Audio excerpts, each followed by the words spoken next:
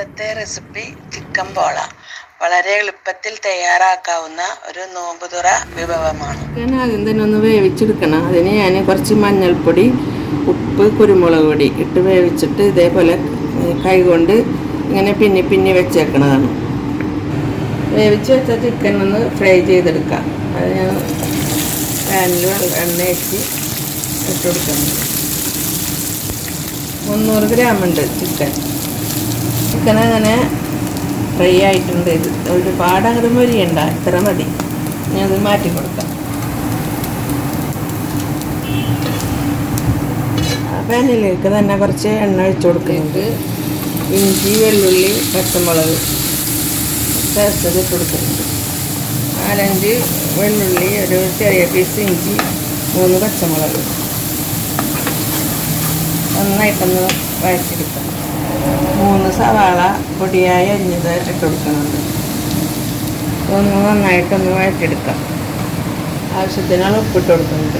നന്നായിട്ട് വഴറ്റി വന്നിട്ടുണ്ട്. ഇനി നമുക്ക് പൊടികളൊക്കെ ഇട്ട് കൊടുക്കാം. 1/4 ടീസ്പൂണ് ഗരം മസാല, 1 ടീസ്പൂൺ മുളക് പൊടി, 1/2 ടീസ്പൂൺ കുരുമുളക് പൊടി, 1/2 ടീസ്പൂൺ മഞ്ഞൾപ്പൊടി, 1/4 ടീസ്പൂൺ പെരുംജീരകത്തിൻ്റെ പൊടി.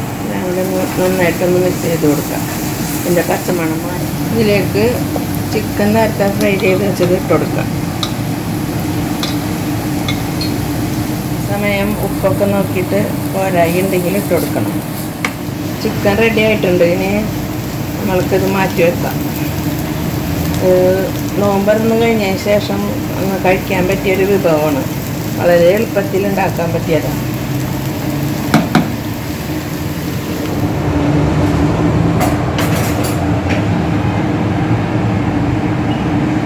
മിക്സിയുടെ ജാറിലേക്ക് 3 മുട്ട പൊട്ടിച്ച് വെച്ചിട്ടുണ്ട്. 2 കപ്പ് മൈദ ഇട്ട് കൊടുക്കുന്നുണ്ട്. ആവശ്യത്തിന് ഉപ്പിട്ട് കൊടുക്കുന്നുണ്ട്. പാകത്തിനുള്ള വെള്ളം ഒഴിച്ച് കൊടുക്കുന്നുണ്ട്. നന്നായിട്ടൊന്ന് അടിച്ചെടുത്ത് 1 ടീസ്പൂൺ നെയ്യ് ഒഴിച്ച് കൊടുക്കുന്നുണ്ട്.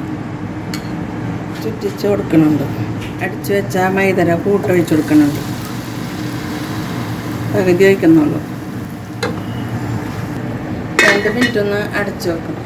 ഇപ്പോൾ 2 മിനിറ്റ് ആയിട്ടുണ്ട്. ഇനി ഇതിലേക്ക് എടുത്ത് വെച്ച ചിക്കൻ്റെ കൂട്ടിട്ട് കൊടുക്കാം.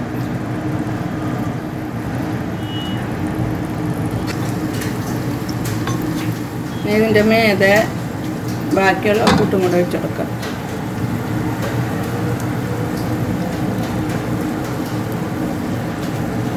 ഫ്രൈ ചെയ്ത ചിക്കൻ ഞാൻ കുറച്ച് മാറ്റി വെച്ചിട്ടുണ്ടായി. അത് ഇതിൻ്റെ മേലിട്ട് കൊടുക്കാം. ക്യാപ്സിക്കം അരിഞ്ഞത് കുറച്ചിട്ട് കൊടുക്കുന്നുണ്ട്. ശേഷം മല്ലിച്ചപ്പ്, ഉള്ളി മുളച്ചതിട്ട് കൊടുക്കുന്നുണ്ട്. ഇന്നിങ്ങനെ പ്രസ് ചെയ്ത് കൊടുക്കുന്നുണ്ട്. ഒരു പാൻ അടിയിൽ വെച്ച് കൊടുക്കുന്നുണ്ട്. അടി പിടിക്കാതിരിക്കാനാണ്. ചെറിയ തീയിൽ ഒരു 10 മിനിറ്റ് ഇട്ടാൽ മതിയാവും.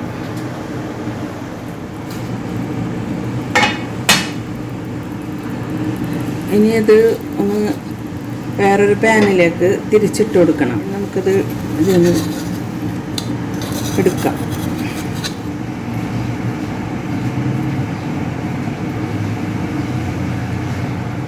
ഇത് ഈ പാനിലേക്കൊന്ന് തിരിച്ചിട്ട് കൊടുക്കാം. നന്നായിട്ട് കിട്ടിയിട്ടുണ്ട്. ഇനി ഇത് കുറച്ച് സമയം മാത്രം ഇങ്ങനെ ഒന്ന് പാനിലൊന്ന് വെച്ച് കൊടുക്കാം. അതിൻ്റെ അടിവശം ഒന്ന് ശരിയാവുന്നവരെ